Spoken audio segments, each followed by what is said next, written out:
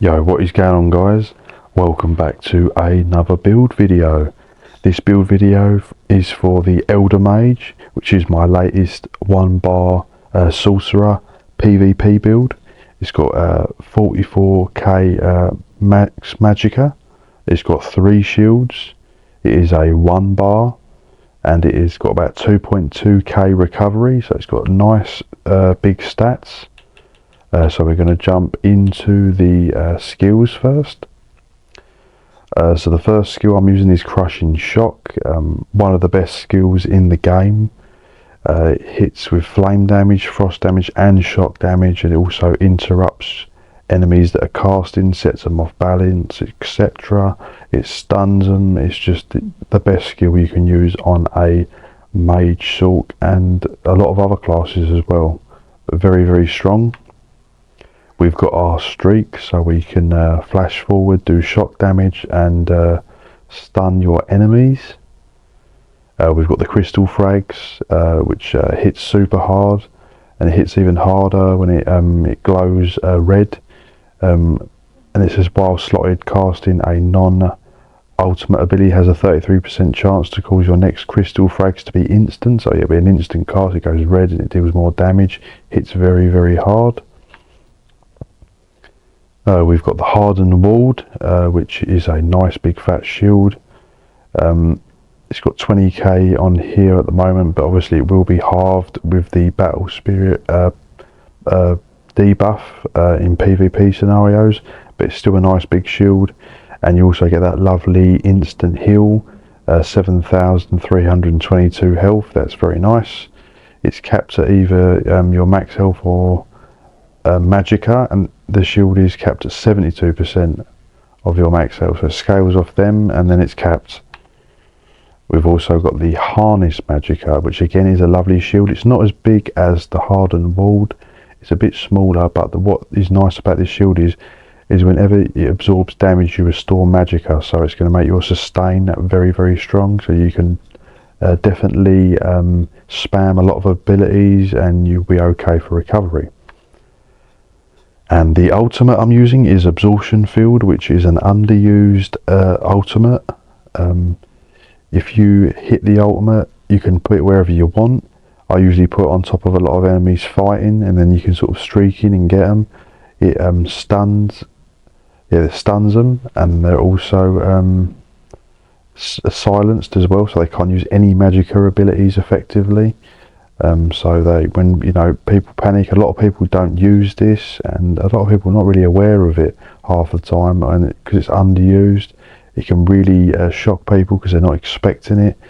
So you can use your magicka abilities in it. You can use it as a defensive bubble. It heals you every second as well. There is a damage one, but I thought the healing one would be better. And yeah, just I use that, put it on top of enemies or put it on top of yourself, and you can streak into the bubble, streak out of the bubble, just stay in that bubble. You've got 12 seconds of them being unable to basically attack you unless they're stamina based.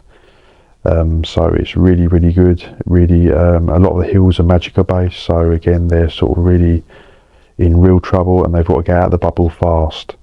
So it's really good. Puts everyone on the defensive. So these are the stats flat. So the spell damage isn't that high, it does go up a bit higher than that, but of course we are running through it's mostly through the damage is through the max magicka. So even though the spell damage is okay, it's the max magicka where you're getting the damage from. The spell penetration is around it says it's nearly 9k on here. But with the passive of the Destruction Staff, Penetrating Magic, you're going to get another 3k. So it's probably about 11k, so it's totally fine.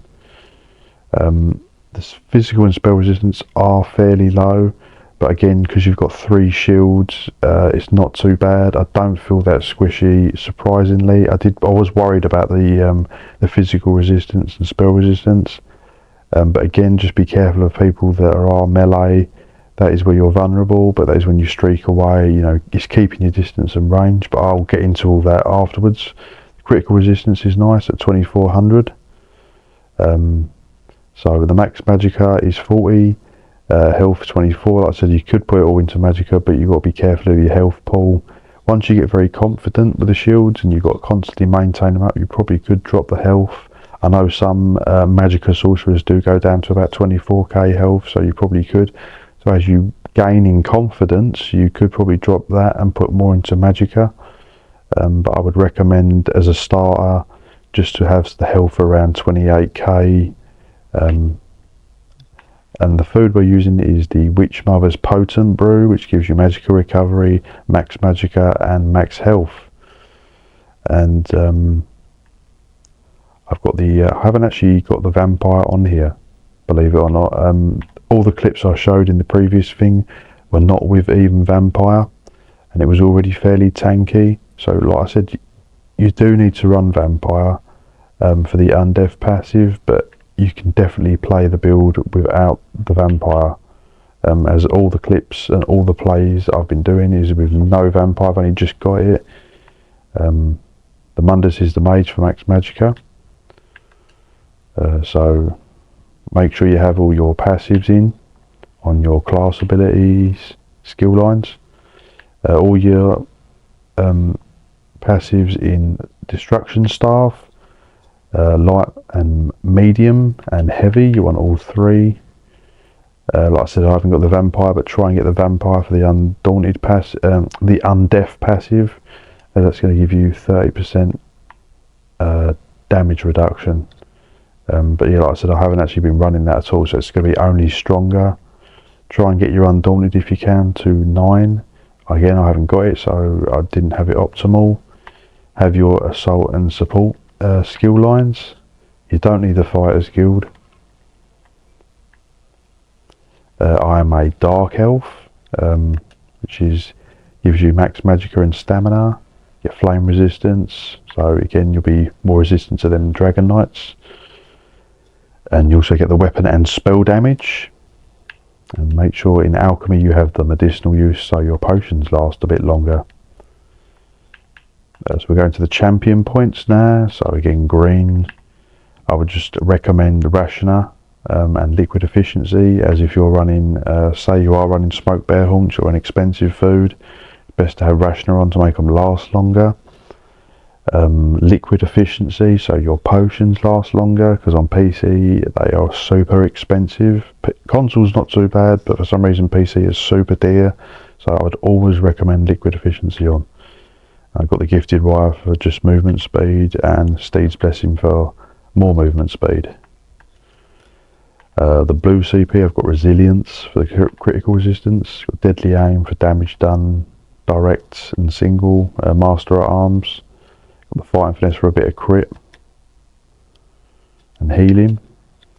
Again, red CP, I would recommend definitely Bastion, because it's going to make your damage shields even bigger. And also it's going to do more damage against people who are running damage shields as well. You've got the rejuvenation. I don't think you really need that, to be honest. You could probably go with sustained by suffering. I'm actually going to change that myself now. Because I'll go back to the skills event and just say why. Fortify for armour and max health. So yeah, but I'd definitely probably put the Pain's Refuge on, or a different one, because I don't think you need the recovery ones, because again you've got a massive Magicka pool. The Magicka recovery is good. Like I said, you also getting Magicka recovery from the shield as well, so there's a lot of sources of Magicka return, so I wouldn't worry, you don't feel too stressed anyway. So yeah, let's go into finally the sets. Right, so the first set we are running is Grace of the Ancients set. I'm running a lightning staff. I'm dealing a sharpened trait on it, and I've also again got the restore Magicka, but you can change that to probably weapon damage if you wanted to. The weapon damage probably would be better, but again I've just got the absorb Magicka enchantments that would deal magic damage and restore Magicka. But again, if you feel like the stamina, the Magicka returns okay, probably best to put on like a poison or a weapon damage enchantment one. That's not part of the weapon because it's a 1 bar. Oh sorry, as I say, the Grace of the Ancients is just a 3-piece set, and it just gives you 2 lines of maximum magicka, so you get a lot of maximum magicka in only 3 pieces, so it's very good for 1 bar. And the helmets, right, so the monster set I'm running, which a lot of people don't seem to be aware of, is the Mother Sinet set. It's not super strong, I just like the set because I like the visual it does, and it is quite nice. So when you it gives you a line of maximum magicka, and while in combat, casting an ability with a cast time or channeling an ability grants you a damage shield. It's not a big damage shield, but again it restores that magicka every time it's broken. It occurs fairly often in 7 seconds, it's not too bad. It's just that little extra shield. I do enjoy this set quite a lot, and I want to utilise things that are just a bit different, so having that 3 shields on the 1 bar is very, very nice. I've got it in Divines, you probably want it in Reinforced or Impenetrable. It's light as well, probably not ideal on the helmet. You probably want Heavy for a bit more resistance, but it's up to you really. I've got Divines, but yeah, I would definitely recommend either Reinforced on the big pieces and Impenetrable on the smaller. I've got a Caress of the Trainee, just 1 piece, just for that health bonus, because your health will be low because you're stacking into magicka so much. So health enchantment on that, and Reinforced to just buff the armour up a bit. Shoulders are medium, well fitted, so again I'd recommend probably Impenetrable is ideal. And again I've got Stamina enchantment. Probably you can chuck on more max magicka. I didn't actually notice that should be magicka. Right, and the next set is the one that a lot of people are using, is Crafty Alfiq, which again, very basic set. It's a light armour set, and it just gives you lines of a maximum magicka, and quite a lot of it as well. Again, I've got infused on this. I've run it on the last 1, 2, 3, 4. No, 1, 2, 3, 4. Yeah, so most of it's Impenetrable, most of it's max magicka, but just try and all the small pieces Impenetrable, maybe a couple of the bigger pieces Reinforced if you can. But yeah, Crafty Alfiq is a very nice set. It really pushes that maximum magicka up. And I've got the remaining bits of jewellery. I've got magicka recovery on the Ancient Grace. Again, probably don't need that, to be honest. I think I've done the recovery a bit overkill, because I thought, oh, 2.2k is quite nice, but maybe I need a little bit extra. But again, you probably could go full damage enchantments on the jewellery, to be honest, because like I said, you get so many sources of magicka return, so I would recommend probably to put all weapon damage on them, so you can make the build a little bit stronger. I've got Arcane on all 3, so on the Oaken Soul, Crafty and Ancient Grace, all the jewellery is Arcane, and all, to be honest, weapon damage enchantment. Yeah, so that's pretty much the full build explained, but I will now explain how you'd sort of run it. So this is my training dummy. So yeah, you've got your tripods if you're in trouble, and you just, every time you're sort of in combat or about to engage in combat, your shields don't last very long, so just sort of, you want to be keeping these up pretty much at all times, just in case you get caught by a night blade or something you're not expecting. Always have them shields up before you engage in any combat. And obviously your main sort of attack is, so you put the shields up and then put your shield bubble in, streak into the shield bubble, stun them, and then you can just sort of go to work on them. And then when I said when your frag is red, hit them with the frag, and just keep spamming light attack and false pulse until you get that the red instant cast of the frag. You know, streak them if they're still going, and that's how you want to engage. Only engage like that if you have the ultimate ready. If you don't have the ultimate ready, what I normally do is a very ranged game, so just keeping your shields up, and you just want to be, I basically just do that light attack, false pulse until it's red, hit them with a frag from distance, and just chuck in the odd heavy attack as well, and just don't forget your shields. If they come near you, then just streak them, you know, and just streak away until you want to keep the range, of course, because like I said, your resistances are a bit low and you're heavily reliant on the shields, so make sure you're keeping them 2 shields up. And like I said, if someone comes right on top and you're pinned, then just drop that healing bubble. They won't be able to use any magicka abilities, and then they'll be vulnerable, and you can then put pressure on them and they'll have to back away. So it's a very good ultimate. Also, one final thing of note, so you've got the 2 shields as skills, and the 3rd skill is this, and you have to cast an ability that has a cast time or channeling ability. Well, none of the skills have a cast time or channeling ability. So you can see that one's not proccing it, streak's not proccing it, the frag's not proccing it, well, it shouldn't proc it. Maybe it might do actually, but I was going to say the light, I'm normally chucking just the odd heavy attack just to get that shield bubble up. What I can see, that the frag might actually proc it. Let's try that again.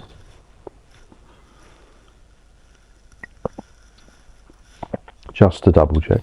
Oh yeah, the frag procs it, that's nice, because it's got a slight cast time. So yeah, the frag procs it, which is nice, or again, just a little heavy attack. But you know, mostly you want to be doing light attacks and frags, and like I said, just keeping your distance. Anyone get near, streak them, and just get some distance from them, and then you can go close quarters fighting when you've got that absorption field down, which lasts for 12 seconds, and then you're sort of, you know, very strong because you've got, you know, a lot of things healing you, the bubbles healing you, you've got your ward healing you. But yeah, overall this is a really super fun build. I was quite impressed with it. I really thought it was going to be squishy still, but if played correctly and the shields are constantly up, because like I said, you're totally reliant on the shields, it is a very fun build. It does a lot of damage and you are reasonably tanky. Like I said, as long providing them 3 shields are constantly up. Yeah, so that's the end of the build, and that is the end of the Elder Mage build video. I'll chuck in the clips as well, just to see it in action if you haven't seen it already. Really fun play style, nice and simple. Like I said, it's just the 1 bar, easy just to jump on and get used to fairly quickly. Like I said, just keep them shields up. Do not let them drop, and because obviously you will get one shot by like night blades and stuff, or you know, if you get hit by a leap.